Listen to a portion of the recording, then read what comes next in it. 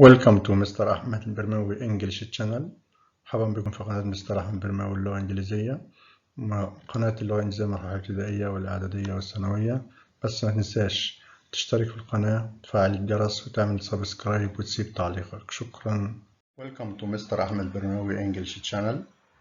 Today I'm going to revise chapter 1, 2 and 3 from prisoner of Zenda. مراجعة النهاردة لأول 3 فصول في سجين زندا. Choose the correct answer from A, B, C or D. Number 1. Rodolph was years old when the events of the story started. رودولف كان عنده كام سنة لما القصة بدأت؟ هل هي 39, 29, 25 or 35؟ طبعا he was 29 years old، كان عنده 29 سنة. Number 2. Rose was Rosendel's. روز دي كانت تقرب لراسن sister, brothers sister, sister in law, mother in law. طبعا sister in law يعني مرات أخوه. ممكن أقول his brother's wife، زوجة إيه؟ زوجة أخوه. Number 3. Rasendel didn't work as. راسندل ما كانش بيشتغل ليه؟ He couldn't find a job. He didn't like to work with Sir Jacob. He had enough money to do anything. He wanted to be a king. طبعا واضحة خالص. He had enough money to do anything. كان عنده فلوس كافية يعمل اللي هو عايزه. Number 4. Report كان إيه؟ An ambassador, a duke in England, a lord in England, or a prince in England. طبعا عارفين هو لورد بيرلستون، كان اسمه لورد بيرلستون يعني حاكم إقطاعية بيرلستون. Number 5. Rodolph promised Rose. رودولف وعد روز that he would travel to Britannia, attend the coronation, write a book or replace the king. واضح طبعا write a book. عارفين he tricked them، خدعهم وقال لهم ان he was going to، قال لهم ان هو رايح فين؟ فاكرين قال لهم هو رايح على the Alps، جبال الألب، to write a book about social problems، عشان يكتب كتاب عن المشاكل الاجتماعية in the area في المنطقة. Number 6. راسندل's real destination. وجهة راسندل الحقيقية was to. لو قال لي false الخاطئة الكاذبة يعني كنت قلت ألبس، لكن real طبعا عارفين كان رايح فين؟ رايح بريطانيا to attend the coronation، رايح بريطانيا عشان يحضر حفل التتويج. Number 7. Advised anyone to spend 24 hours in Paris if he passed Europe. بيلي نصح أي شخص رايح أوروبا يقضي على الأقل 24 ساعة في باريس. عارفين مين؟ هل هو مايكل، ويليام، جورج أو برترام؟ طبعا هو ويليام، اللي هو ويليام راسندل، اللي هو uncle of راسندل، عم راسندل. Number 8. The innkeeper supported. صاحبة الفندق كانت بتأيد مين بقى؟ To be the king as he cared for them. لأنه كان بيعتني بيهم. اللي كان بيعتني بيهم طبعا واضح مايكل ولا ريبورت ولا جورج ولا ريدولف ذا فيرست؟ طبعا هو مايكل. لكن عارفين all the poor people، كل الفقراء زي الانكيبر كده كانت بت supported مايكل. لكن ذا ريتش بيبل كانوا بيأيدوا مين؟ بيأيدوا ريدولف ذا فيرست، ريدولف الخامس اللي هو حاكم بريطانيا. راسندل was like the king as. راسندل كان يشبه الملك ليه؟ They are not kind people أو kind men. They are both had an easy life، الاتنين حياتهم سهلة. They both were fighters، الاتنين كانوا مقاتلين. They were both English، طبعا واضح ان ايه؟ They both كلاهما have an easy life، بيعيشوا حياة easy يعني سهلة. Number 10. Rasendel was exactly like the king as he has red hair. راسندل كان شبه الملك تمام لأنه عنده red hair، شعر أحمر، and straight إيه بقى؟ straight head، straight face، straight nose، straight body. طبعا straight nose كان أنفه إيه؟ واقفة مستقيمة كده. Number 11. Antoinette was well known for. أنطوانيت كانت مشهورة بإيه بقى؟ a good reputation، سمعة كويسة. health and wealth، ثروة وصحة. wealth and ambition، صحة وطموح. ولا position and ambition؟ طبعا هي كانت مشهورة بإيه؟ wealth and ambition يعني طموح وثروة. worked in the embassy in Paris. كان شغال في السفارة في باريس. هل هو برترام ولا ريبورت ولا جورج؟ طبعا واضح ان هو جورج. لكن فاكرين برترام كان بيشتغل ايه؟ افريماس جورناليست ان باريس، صحفي مشهور في باريس. Number 13. Sabt and Fritz didn't eat much because سبت وفريدج ما كلوش في الهانتنج لوجيك كتير ليه؟ They were not hungry, they had just eaten, they were ill, or they had to get up early. عارفين طبعا because they had to get up early the next day، هيضطروا يصحوا بدري تاني يوم. طبعا to go to عشان يروحوا فين؟ فاكرين عشان يروحوا طبعا to get the guards from the castle، يجيبوا الحراس من الايه؟ من القلعة to go with the king. Number 14. راسندل wasn't as sick as the king. راسندل ما كانش مريض ليه زي الملك. ليه ما تعبش زي الملك خالص؟ He didn't eat at all. لم يأكل مطلقا. He ate only one cake. كل كيكة واحدة. He ate nothing. لم يأكل شيء. He didn't eat the same food. ما كلش نفس الطعام. طبعا he ate only one cake. كل كعكة واحدة فقط من الكعك. But the king عارفين طبعا ate as if he hadn't eaten anything before. نزل الأكل زي ما يكون ما كلش حاجة في نفس اليوم. Number 15.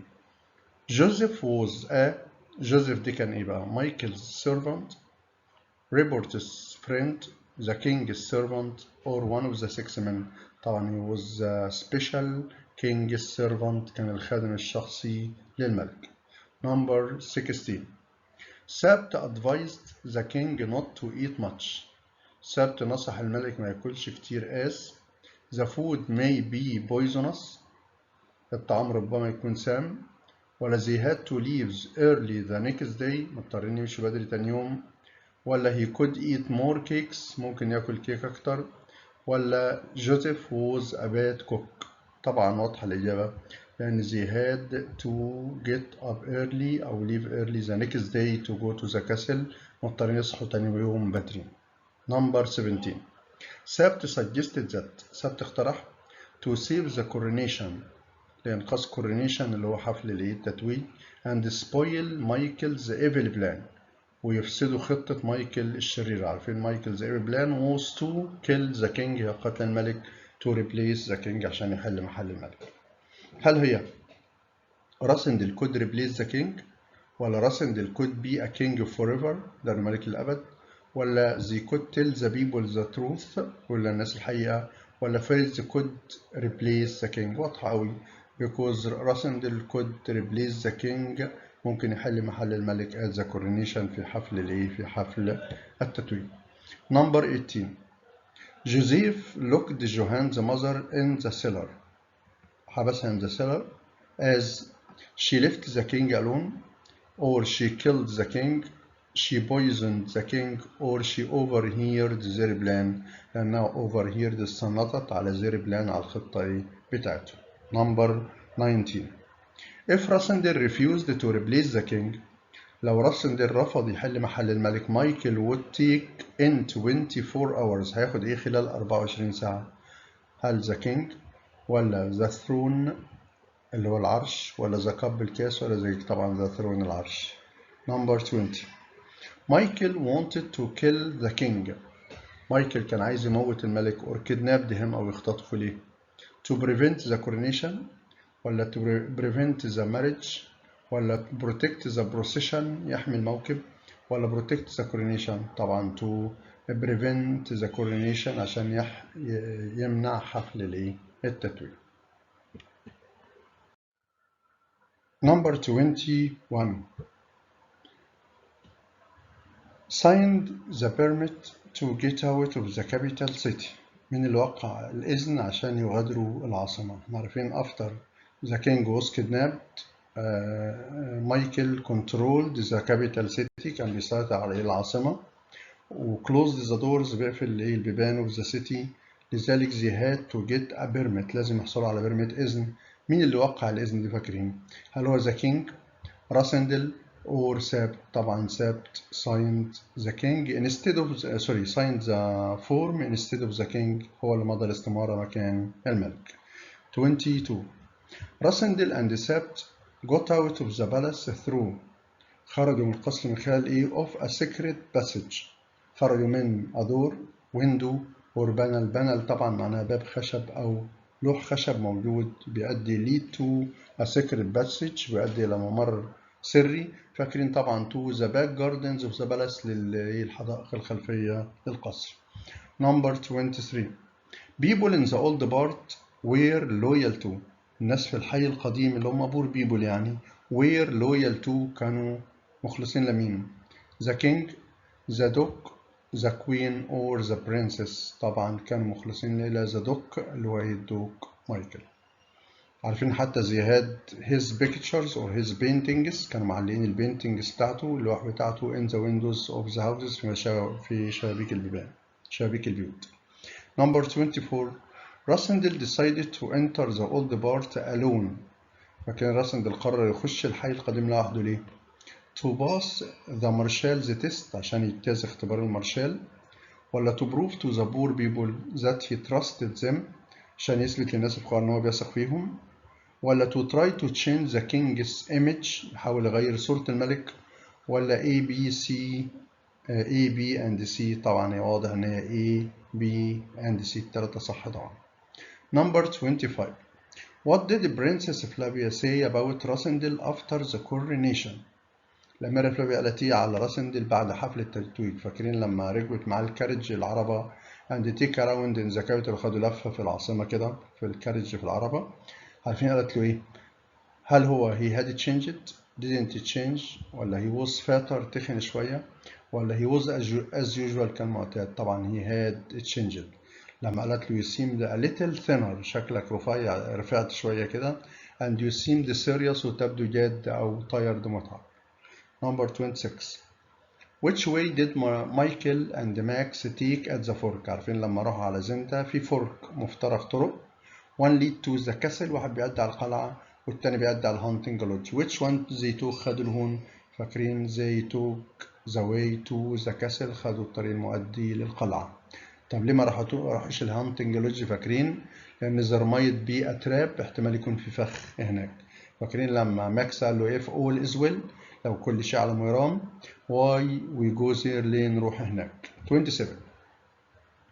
When Max said if all is well لو كل شيء على ما يرام he meant that كان قصده ايه بقى؟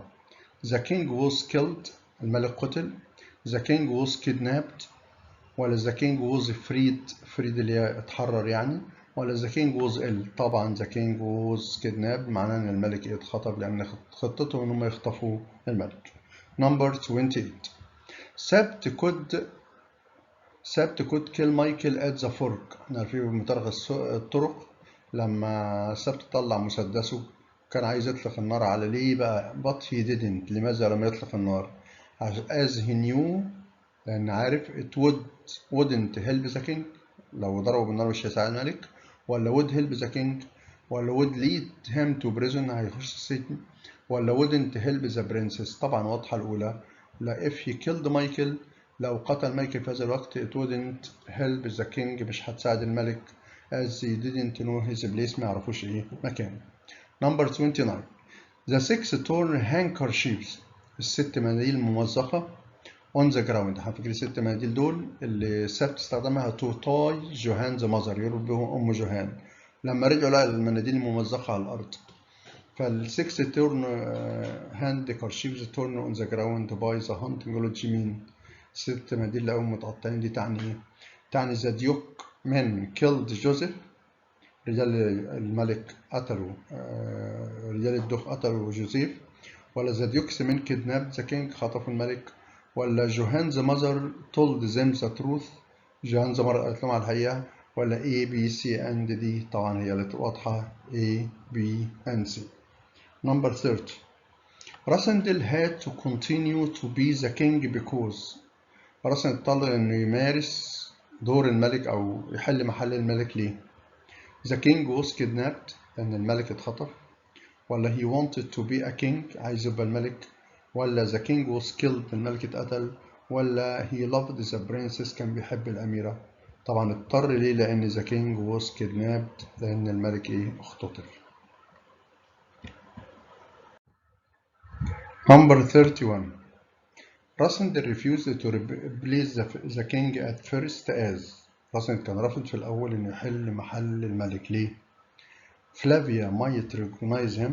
فلافيا ممكن تتعرف عليه. مايكل knew the truth. مايكل كان عارف الحقيقة. his German wasn't good. الألمانية بتاعته ما كانتش كويسة. ولا both A and B. طبعا both A and B كل من A و B. ليه؟ لأنه فعلا ممكن فلافيا تتعرف عليه، وكمان مايكل عارف الحقيقة. الجزء الثاني طبعا answer the following questions. critical questions الأسئلة تفكير النقد. number 1. Do you agree that people who have a lot of money should do nothing؟ هل الناس اللي معاه فلوس المفروض ما تشتغلش يعني؟ why؟ حتى السؤال خدناه بطريقة تانية لما أقول لك do you think a man like راسندل، راجل زي راسندل could be trusted، ممكن يثق فيه، أو could be a good member of society؟ طبعا لا، I don't think so. ليه؟ because everyone should have أو should do something useful in life. كل واحد فينا لازم يعمل حاجة مفيدة في الحياة. as work is very important to people and society، أن العمل مهم للناس وللمجتمع. whether they are rich or not، سواء البني آدم غني أو فقير. number 2. do you think that راسندل enjoyed a good position in society؟ هل راسندل فعلا بيستمتع بوضع اجتماعي كويس؟ how؟ طبعا yes of course. ليه؟ as his brother was Lord Burleson. عارفين أخوه لورد بيرلسون، أنا حاكم منطقة أو إقطاعية بيرلستون.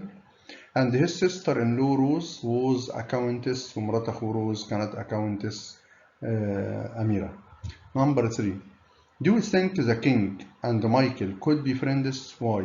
هل ممكن مايكل، والسؤال ده سألته الانكيبر لو فاكرين، هل ممكن اتنين عايزين حاجة واحدة يبقوا أصحاب؟ طبعا no I don't think so as both of them كلاهما wanted to be a king. الاتنين عايزين يشتغلوا ملوك. number 4. all those who saw راسندل were surprised. كل اللي يشوفوا راسندل كانوا بيبقوا مندهشين. where's the right؟ هل عندهم حق؟ why؟ احنا فاكرين مين اللي كان مندهش؟ أول واحد طبعا الجاردس at the borders، الحراس اللي على الحدود لما شافوا راسندل شافوا جواز سفره. تاني حاجة جوهان لو فاكرين جوهان. تالت حاجة ذا كينج الملك. رابع حاجة فريدز وسابت. كل دول أول ما شافوا راسندل اتصدموا، وفاكرين لما ستيبد باك خطوا للخلف انسربرايز في دهشت. طب ليه بقى؟ طبعا yes they were right، الناس دي كلها صح. as he looked exactly like the king of روتانيا، أن راسندل يشبه تماما ملك دولة روتانيا. if you were راسندل، لو أنت مكان راسندل would you accept the job offered by Rose؟ why؟ هل لو اتعرض عليك وظيفة اللي عرضتها روز اللي هي تبقى تشتغل مع سير جاكوب؟ ليه؟ طبعا yes of course. ليه؟ I would as the job was interesting أو seemed interesting، الوظيفة تبدو ممتعة. Why do you think it was easy for راسندل to replace the king؟ ليه كان سهل على راسندل إنه يحل محل ملك أو يلعب دور الملك؟ طبعا as he looked exactly like the king، يشبه الملك تماما. and his German was perfect، والألمانية بتاعته كانت متقنة. وكمان حاجة تالتة يعني not all people in روتانيا، مش كل الناس في روتانيا had seen the king before، شافوا الملك قبل كده. number 7. Fritz thought that it wasn't a good idea for راسندل to attend the coronation. فاكرين لما راسندل قال للملك أنا رايح أحضر حفل التتويج؟ عارفين سابت وفريدز اعترضوا وشافوا إن هي فكرة مش كويسة. do you agree؟ yes I agree. ليه؟ as it would make a problem، وجود راسندل في حفل التتويج هتعمل مشكلة. if there was a man، لو في رجل who looked exactly like the king، رجل يشبه الملك تماما. number 8. سابت proved to be wiser than Fritz. why؟ سبت أثبت إن هو أكثر حكمة من، إحنا بنقول على سبت ده the brain of the story، مخ القصة، أو the good planner of the story، المخطط بداية القصة، أو a cunning man، رجل ماكر، أو كل ده إجابات صح. yes طبعا. ليه؟ as he planned to rescue the coronation، لأنه خطط الأول إنه ينقذ التتويج. and decided to leave before Michael the men arrived، وقرر يسيب الهانتنج لودج قبل رجالة مايكل ما يوصلوا. number 9. if you were راسندل، لو أنت مكان راسندل would you risk your life؟ هتخاطر بحياتك by replacing the king. why؟ هل هتخاطر بحياتك وتحل محل الملك؟ طبعا yes as he had no choice، لأنه ما كانش عنده اختيار. or وإلا مايكل would take the crown، وإلا مايكل هياخد التاج، and the king would be killed or imprisoned، والملك يا إما يقتل يا إما imprisoned يتسجن. Number 10. Why do you think راسندل felt that he was the real king in the capital city؟ احنا فاكرين راسندل بدأ يتصرف كأنه ملك حقيقي. ليه بقى؟ طبعا as no one realized that he wasn't the real king even Princess Flavia. طبعا محدش خد باله ان هو الملك الحقيقي حتى الأميرة. Number 11. If you were راسندل، لو انت مكان راسندل، would you enter the old town alone؟ هل هتخش الحي القديم لوحدك؟ طبعا هقول no I wouldn't as I might have been killed، كان ممكن أقتل as people in the old part were loyal to Michael and didn't like the king. طبعا الناس في الحي القديم بيحبوا مايكل أو مخلصين لمايكل وما بيحبوش الملك. ممكن ناس تقول yes طبعا as I wanted to مثلا change the image of the king، بس دي أفضل يعني. Number 12. Why do you think would have happened؟ What do you think would have happened if راسندل had been killed in the old town؟ اللي كان ممكن يحصل لو راسندل اتقتل in the old town في الحي القديم. طبعا مايكل would have become the king، مايكل هيصبح الملك، and the real king would have been killed، والملك الحقيقي هيقتل. Number 13. Why do you think Flavia didn't realize that راسندل wasn't the real king؟ ليه فلافيا مش قدرت تتعرف على راسندل ان هو مش الملك الحقيقي؟ طبعا as he looked exactly like the king، و she didn't know him much، ما تعرفوش كويس as he lived most of his life abroad، لأن عايش معظم حياته في الخارج. Number 14. Do you think Michael realized that راسندل wasn't the real king؟ Why؟ أو how do you know؟ هل مايكل عرف إن راسندل مش الملك الحقيقي؟ طبعا as yes I think as his face turned white، لأن عارفين وشه أبيض. His hand shook him with anger on seeing him، لما قفلوا حفل التتويج فاكرين وشه اتغير الأول بقى وايت، يعني راحت منه الدموية يعني. و his hand shook him with anger، سلم عليه بغضب كده on seeing يعني من رؤيته. Number 15. Do you think راسندل was lucky in the hunting lodge؟ Why؟ هل راسندل كان محظوظ في منزل الصيد؟ طبعا yes I think so as he found a gap، لأنه لقى فجوة، and escaped from the trap، وقدر يهرب من الايه؟ من الفخ made by مايكل زمان اللي عمل رجالة ايه؟ مايكل. he could have been trapped and killed، لأنه كان ممكن trapped يعني يصطادوه and killed ويموتوه. بكده نكون رجعنا إن شاء الله. Number 14. Was Rasendel's plan to be popular among poor people good؟ Why؟ عارفين راسن decided to make a secret plan، قرر يعمل خطة سرية to be popular among poor people، إنه يبقى محبوب لدى الناس الفقراء. هل الخطة دي كانت كويسة؟ طبعا yes it was good as he tried to change the king's image، حاول يغير صورة الملك، الناس بتكره الملك حاول يحسنها. و he tried to make people love him، حاول يخلي الناس تحبه by seeing him a lot، لأنه مشهور كتير طبعا in the old town. وكمان visiting the princess، كان بيزور أميرة who was popular اللي كانت محبوبة. كده الحمد لله عملنا مراجعة على الفصل الأول والثاني والثالث من القصة. نرجو أن نكون استفدتم، والتوفيق للجميع مع تحية مستر أحمد البرماوي. نرجو المشاركة في القناة ومشاركتها على صفحاتكم وتفعيل الجرس عشان تصل لكم من كل ما هو جديد. وانتظروا مراجعة الثلاث فصول التانيين إن شاء الله. مع تحياتي.